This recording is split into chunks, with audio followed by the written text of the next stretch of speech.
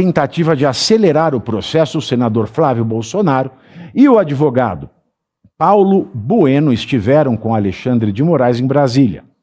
Depois do encontro, Flávio revelou como foi a conversa. Aspas para falar de Flávio Bolsonaro.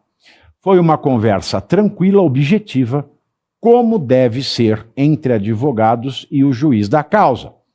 Ele ouviu nossos argumentos e disse que vai avaliar o pedido no momento oportuno. Não deu prazo para decisão. Reforçamos o que já estava na petição, a preocupação com a possível piora do estado de saúde dele, do Bolsonaro, do pai do Flávio, caso permaneça no local onde está, apesar de ele estar sendo bem tratado no 19º Batalhão e ter sido prontamente atendido quando passou mal. Entendemos que há riscos. Fecha aspas. E aí, Caivano, eu lembro o seguinte, quando é que foi a última manifestação na Paulista? Aquela manifestação mal organizada? Foi, de todas as manifestações da direita, a última da Paulista foi a mais porca. Ai, foi porca. Quando é que passado, foi? Né? Foi 1º de março? Alguma coisa. Comecei dia 3 de março, se eu não me engano. É, 3 de março. Foi o primeiro domingo de março. Acho que foi isso mesmo. Eu lembro que eu falei aqui neste programa, esta manifestação, que depois se revelou mal organizada. 1º de março. 1º de março. Ela já era uma manifestação idiota. A estupidez começou na convocação. E eu falei que uma convocação da direita acabou causando uma armadilha para o Flávio Bolsonaro, que como presidenciável da direita não poderia dizer, eu não vou. Ele não podia dizer. Uhum. Ele se tornou um líder ao ser o presidenciável da direita. Mas isso era uma armadilha, porque estávamos às vésperas da análise pelo Alexandre de Moraes, da análise da domiciliar. Aí muita gente, você acha que se não reclamassem do Moraes, ele ia dar domiciliar? Eu acho que não. Mas vamos pensar em lógica, em probabilidade. Se você tem algo e alguém lhe pede esse algo, qual é a probabilidade maior de você dar esse algo à pessoa? Quando essa pessoa está em silêncio pedindo, ou quando essa pessoa que pediu sai à rua mobilizando um turbilhão de gente para falar mal de você? É uma questão de lógica, é uma questão de raciocínio, é uma questão de jogo de xadrez, é uma questão de inteligência. E aí, além de mal organizada, foi uma organização estúpida para alimentar vaidades e, é claro, sacramentou o fato de Bolsonaro não ir para domiciliar. Serviu para alguma coisa a manifestação? Para nada. Serviu para quê? Serviu para humilhar o Flávio Bolsonaro, que teve que voltar ao Alexandre de Moraes, depois de uma manifestação sem sentido como aquela, para pedir clemência, para pedir humanidade do Mussolini da Moca por conta do pai, Cláudio Caivano. Eu tenho que concordar com você, Pavinato. Primeiro que você é sensato e acompanha sempre o seu próprio pensamento saco, com a realidade. Saco para nada. Eu sou muito sem saco. Você faz uma análise sempre do seu pensamento com a realidade de forma lógica, para apresentar para a nossa audiência. E hoje eu tive a oportunidade de ir lá com o Segred de pegar 3 pontos desse caso aqui na relação direta com o Flávio Bolsonaro. A primeira é a jurídica, né? Como advogado, obviamente, ele apresentou os pontos e está se baseando na lei especial do caso, né, Pavinato, que é a LEP. Artigo 117 da lei, agora não lembro o número da lei, mas é da LEP, e que diz no inciso 1º que pode ser agraciado com a prisão domiciliar alguém com mais de 70 anos, que é o caso do Bolsonaro. E o inciso 2º, alguém que tem uma doença grave. Então ele se enquadra nos 2 incisos, né? O 318 lá do CPP, que aí já é lei geral e a lei especial se sobrepõe a ela, trata de presos acima de 80 anos. por isso que é uma lei geral. A lei especial, ela entende de uma maneira aqui um pouco mais acurada, ou seja, ela avaliou vários critérios para colocar as pessoas com mais de 70 anos em prisão domiciliar. Só que, em nenhum momento de todo esse processo que nós vivenciamos até aqui, o Alexandre de Moraes seguiu alguma lei. E eu já perdi a conta de quantos pedidos de prisão domiciliar foram apresentados para que ele avaliasse. Ainda na questão jurídica, nós temos o paradigma, que seria levado em consideração, ou se levar em consideração, o próprio precedente do tribunal. E o próprio precedente do tribunal, que inclusive é decisão do próprio Alexandre de Moraes, é em relação ao Fernando Collor de Mello, que também é um ex-presidente, também está acima de 70 anos e também tem uma doença grave. Acho que ele tem Alzheimer, né? Ou Parkinson, algo assim. Eu não me lembro. Parkinson. É Parkinson, né? É Parkinson, mas eu acho que foi mais pela apneia do sono. A apneia do sono, que pode causar uma morte súbita, né? Então, dentro do quesito jurídico, não tenho muita esperança, assim como você já se manifestou. A questão seguinte que eu apontei foi a estratégia, né, do próprio Flávio Bolsonaro fazer parte do corpo jurídico da defesa do Bolsonaro. Bom, ele é filho, ele é advogado e ele é um senador da República, né, então carrega ali a força de ser o filho do Bolsonaro e poder falar pessoalmente com o Alexandre de Moraes, tivesse ele um coração e tivesse família, tivesse uma relação familiar saudável, né? É advogado, que a gente já partiria do pressuposto de que não deveria haver uma hierarquia entre um juiz e um advogado, mas nós sabemos que na prática não é assim, até porque estar-se-ia falando com Alexandre de Moraes. E por fim, ele é um senador da República, que estaria num certo pé de igualdade com o ministro do STF, haja vista que nos freios e contrapesos da Constituição seria o senador a julgar o impeachment de Alexandre de Moraes. Então achei, nesse quesito, uma estratégia acertada.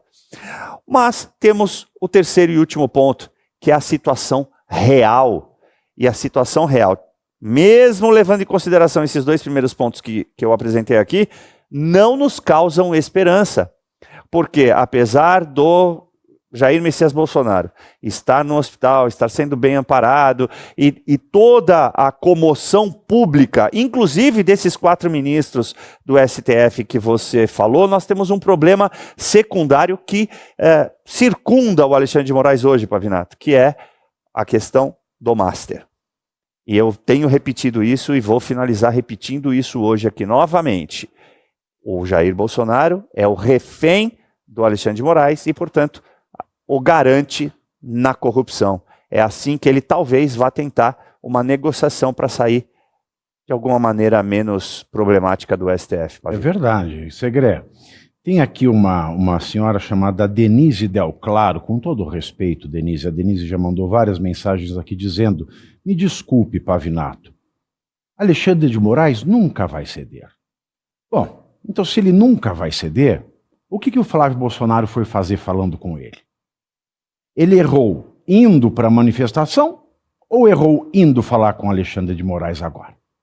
Porque se ele nunca vai ceder, alguma das situações aqui não cabe. Se ele nunca vai ceder, ele fez certo em ir para a manifestação e deveria estar botando fogo no Senado para empichar o Moraes. Agora, isso se você pensar que ele nunca vai ceder. Mas um filho tem esperança, porque nós estamos falando do pai dele. Nós estamos falando do pai do Flávio Bolsonaro. Imagina você com o seu pai numa situação como essa. É por isso que eu digo que a manifestação é que estava errada. Por conta do sentimento filial que se tem. Por conta do sentimento filial que se tem. Vale lembrar que a Michele Bolsonaro já esteve no gabinete do Moraes, teve uma conversa, segundo interlocutores, e segundo as minhas fontes no próprio gabinete do Moraes, teve uma conversa, segundo as partes, muito produtiva, mas que não resultou em nada, Segré. Produtiva, quando não tem resultado, não é produtiva, né? Produtiva não é a reunião, é o resultado da reunião. Produtivo poderia ser se tomasse Alexandre de Moraes alguma medida que facilitasse a vida ou que melhorasse a condição de saúde ou do cuidado da condição de saúde do presidente Bolsonaro. Eu não sei, Pavivi, se foi errado o Flávio ir na manifestação. Me parece que não tinha outra opção. Não tinha. Uma vez criada, é o que eu penso, uma vez criada esse ambiente, ele deveria estar lá. É por isso que eu acho que essa manifestação foi uma armadilha de Satanás. E aí você vê que o fato de essa reunião com Alexandre de Moraes, eu não acho que Alexandre de Moraes vai ceder ou vai mudar uma determinação porque a Michelle Bolsonaro vai vê-lo ou porque Flávio Bolsonaro vai vê-lo. Até porque, se tomasse uma determinação logo após de uma reunião, colocaria, segundo a personalidade que a gente observa do Alexandre de Moraes, ele numa situação de amoleceu porque o Flávio Bolsonaro foi visitado. Em tudo que falou Caivano, eu agregaria mais um. Não estamos apenas falando do filho de uma pessoa, mesmo sendo ex-presidente, que está preso. Não estamos falando de um senador da República com toda a importância institucional que isso tem. Estamos falando do possível presidente da República a partir do ano que vem. Então são situações em que não me parece que Alexandre de Moraes vai alterar absolutamente nada. Me parece que a pressão do Flávio Bolsonaro deveria ser mais no Alcolumbre, que não abre a sessão para não chamar a CPMI, do Alcolumbre, que está muito empepinado com essa situação do Banco Master, até porque foi retirado agora. André Mendonça retirou o presidente da Amprev, que é da Amazonas, do Amapá, perdão, da onde é o Alcolumbre também. Então deveria ser a pressão para o Alcolumbre chamar pelo menos essa sessão para que seja tratado, se puder, o impeachment do Alexandre de Moraes. Mas é uma questão que estamos falando de pai. E quando a gente fala de um pai, de uma mãe, de um filho, da esposa, a situação institucional pode perder um pouco de importância para apelar à situação humanitária. E aí é onde me parece que foi viável esse pedido por parte do Flávio Bolsonaro. Não espero nada de mudanças do Alexandre de Moraes. Mas quando você observa 4 ministros que já estariam passíveis de aceitar que o presidente Bolsonaro vai para domiciliar, 2 editoriais de jornais que até aqui não se preocupavam com nada do Bolsonaro, é como que a coisa começa a mudar um pouco de rumo. E aí podemos ter uma esperança um pouco melhor. Pavi, você me permite Claro, só mais uma sim. colocação? Eu até falei isso lá também, esqueci de comentar.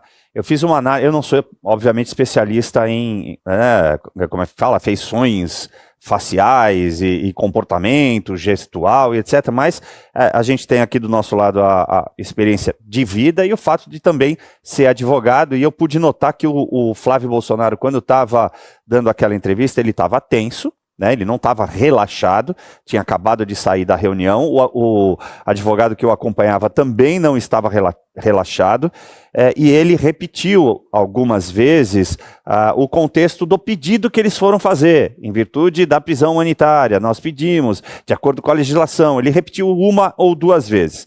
E nesse caso, quando ele diz assim, ó, foi uma reunião objetiva, e a gente, sabendo dessa relação e o comportamento de Alexandre de Moraes e o que ele pensa de Bolsonaro, me parece ter sido uma reunião lacônica. Né? De um lado, Moraes ouviu, esperou e deve ter respondido ao final. Ok, no prazo correto eu vou avaliar. Ponto final, e a reunião acabou. Talvez até sem apertos de mão, sem maiores proximidades. E isso demonstra não só o que a gente já vem falando aqui há muito tempo, que é uma coerência no próprio comportamento do Alexandre de Moraes, apesar dele ser um sujeito que a gente não possa tecer demais uma avaliação.